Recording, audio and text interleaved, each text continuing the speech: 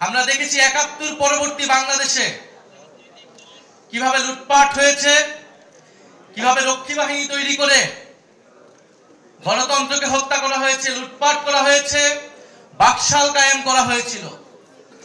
আমরা দেখেছি ৯০-এর গণ অভ্যুত্থানের পরেও যেই প্রতিশ্রুতি জনগণকে দেওয়া হয়েছিল, ছাত্র সমাজকে দেওয়া হয়েছিল, সেই প্রতিশ্রুতি রক্ষা করা হয় নাই। ফলে ২৪-এর গণ অভ্যুত্থানকে ব্যর্থ করে দিতে, ২৪-এর গণ অভ্যুত্থানের প্রজন্মকে প্রতারিত করতে সকল ধরনের আয়োজন সম্পন্ন হয়েছে। সমীকরণ এখনই শেষ হয়ে যায় নাই। ফলে যারা এখনই সমীকরণ মিলায় ফেলছে তারা ভুল পথে হাঁটছে। গণ অভ্যুত্থানের শক্তি, তারুণ্যের শক্তি এখনো রাজপথে আছে, এখনো মাঠে আছে। গত ১ বছর ছাড় দিয়েছি, জুলাই ঘোষণাপত্রে ছাড় দিয়েছি, জুলাই সনদে কোনো ছাড় হবে না। ১% ছাড়ও জুলাই সনদে দেওয়া হবে না। যেই মৌলিক সংস্কারের রূপরেখা জনগণের পক্ষ থেকে ঘোষণা করা হয়েছে, যেই মৌলিক সংস্কার, যেই নতুন বন্দোবস্তের কথা আমরা বলেছি, যেখানে গণতন্ত্র নিশ্চিত হবে, স্বৈরাচার আর ফিরে আসতে পারবে না, রাষ্ট্র কাঠামোকে গণতান্ত্রিক হিসেবে গড়ে তুলব, সেই জুলাই সনদে আমরা ১ বিন্দু পরিমাণ ছাড় দিব না। আমরা নির্বাচন চাই। নির্বাচন, গণতন্ত্র, ভোটাধিকারের জন্যই আমাদের লড়াই ছিল। কিন্তু আমরা এই সাথে এও বলেছি, পরিবর্তনের মধ্য দিয়ে বাংলাদেশকে যেতে হবে। বাংলাদেশের এই মুহূর্তে সবচেয়ে বড় সংকট হচ্ছে স্থিতিশীলতা এবং জাতীয় ঐক্য ধরে রাখা। যদি রাজনৈতিক দলগুলো, রাজনৈতিক শক্তিগুলো নিজেদের মধ্যে জাতীয় ঐক্য ধরে রাখতে না পারে, দেশের স্থিতিশীলতা নিশ্চিতে নিজেদের মধ্যে ছাড় দেওয়ার মানসিকতা তৈরি না হয়, ফলে আরেকটি ১-১১ আসবে। কারণ আমরা ইতিহাসে এটাই দেখেছি।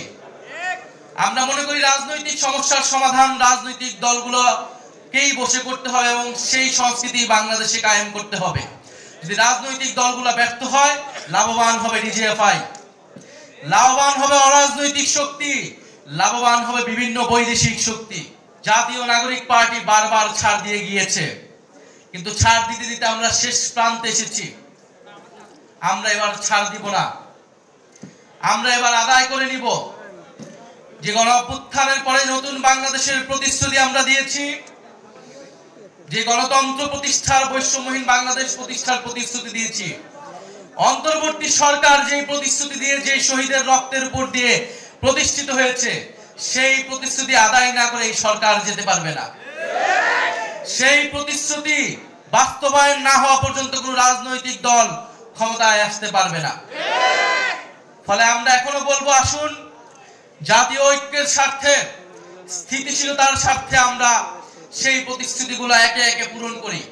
গত ১৬ বছর ধরে বারবার রাজনৈতিক দলগুলোর পক্ষ থেকে, ফ্যাসিবাদ বিরোধী দলগুলোর পক্ষ থেকে আহ্বান করা হয়েছিল, তরুণরা কেন রাজপথে নেমে আসছে না, ছাত্ররা কেন রাজপথে নেমে আসছে না।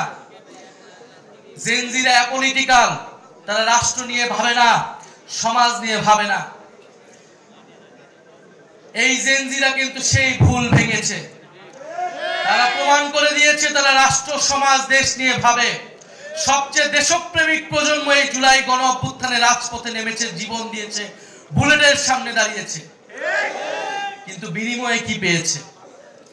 যদি এই তরুণদেরকে আপনারা, আমরা, বাংলাদেশের যারা ক্ষমতা কাঠামোয় রয়েছে, যারা ক্ষমতা নির্ধারণ করে, তারা যদি আবারও প্রতারিত করি, এই দেশের আর কোনো ভবিষ্যৎ নাই।